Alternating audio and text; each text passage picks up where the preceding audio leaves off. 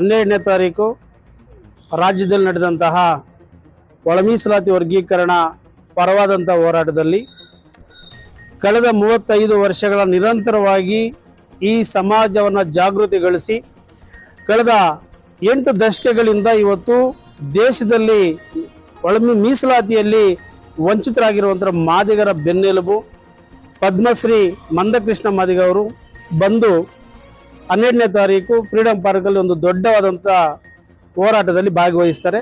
ಜೊತೆಗೆ ಅವರು ಯಾವುದೇ ವ್ಯಕ್ತಿಗತವಾಗಿ ಯಾವುದೇ ವ್ಯಕ್ತಿಯನ್ನು ನಿಂದಿಸದೆ ಒಳ ಮೀಸಲಾತಿ ವರ್ಗೀಕರಣ ಇವತ್ತು ಅಡ್ಡಿಪಡಿಸ್ತಾ ಇರುವಂತಹ ಒಂದು ಪಕ್ಷದ ನಾಯಕರನ್ನ ತರಾಟೆಗೆ ತಗೊಂತಾರೆ. ಅದೊಂದು ಪ್ರಜಾಪ್ರಭುತ್ವದ ವ್ಯವಸ್ಥೆಯಲ್ಲಿ ಅವರು ಸಂವಿಧಾನ ಬದ್ಧವಾಗಿ ಮಾತನಾಡ್ತಾರೆ. ಆದರೆ ಮೊನ್ನೆ ಒಬ್ಬ ಅವಿವೇಕಿ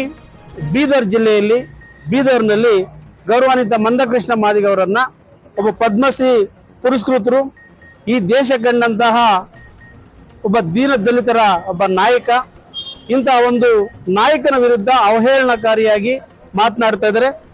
ಆ ಒಂದು ಪ್ರಮೋದ್ ಕುಮಾರ್ ಸಿಂಧ್ಯಾ ಅಂತ ಅವರಿಗೆ ನೇರವಾಗಿ ಎಚ್ಚರಿಕೆಯನ್ನ ಮಾದಿಗ ದಂಡೋರ MRPS ಕರ್ನಾಟಕದ ವತಿಯಿಂದ ಕೊಡ್ತಾ ಇದ್ದೀವಿ.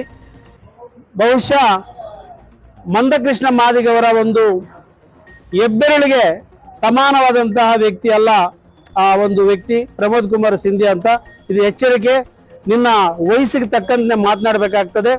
ಈ ದೇಶ ಕಂಡಂತಹ ಅಪ್ರತಿಮ ಒಬ್ಬ ಹೋರಾಟಗಾರ ಗೌರವಾನ್ವಿತ ಮಂದಕೃಷ್ಣ ಮಾದಿಗ ಅವರು ಈ ದೇಶದ ಪ್ರಧಾನಿಯನ್ನ ತಂದು ಮಾದಿಗರ ಹೋರಾಟದಲ್ಲಿ ಕುಂಡರಿಸಿ ಈ ದೇಶದಲ್ಲಿ ಅನೇಕ ರಾಜ್ಯಗಳಲ್ಲಿ ಒಳ ಮೀಸಲಾತಿ ವರ್ಗೀಕರಣಕ್ಕೆ ನಾಂದಿ ಹಾಡಿರುವಂತಹ ಒಂದು ಮಹಾನ್ ನಾಯಕನ ಬಗ್ಗೆ ಮಾತನಾಡಬೇಕಾದ್ರೆ ನಾಲಿಗೆ ಬಿಗಿಡಿದು ಮಾತನಾಡಬೇಕಾಗ್ತದೆ. ಈ ಒಂದು ಎಚ್ಚರಿಕೆಯನ್ನ ನಾವು ಅವರಿಗೆ ಕೊಡ್ತಾ ಇದ್ದೀನಿ. ಜೊತೆಗೆ ನಾನು ನಮ್ಮ ಹೋರಾಟಗಾರರಿಗೆ ಅವರ ವಿರುದ್ಧ ನಾವು ಎಲ್ಲ ಠಾಣೆಗಳಲ್ಲಿ ಕೂಡ ಅವರ ವಿರುದ್ಧ ಮೊಕದ್ದಮೆಗಳನ್ನು ದಾಖಲೆ ಮಾಡೋದಕ್ಕೆ ನೀವೆಲ್ಲರೂ ಕೂಡ ಎಲ್ಲ ಜಿಲ್ಲೆಗಳಲ್ಲಿ ಕೂಡ ನೀವು ಸಜ್ಜಾಗಬೇಕು ಅಂತೇಳಿ ಕರೆಯನ್ನು ಕೊಡ್ತಾ ಇದ್ದೀವಿ.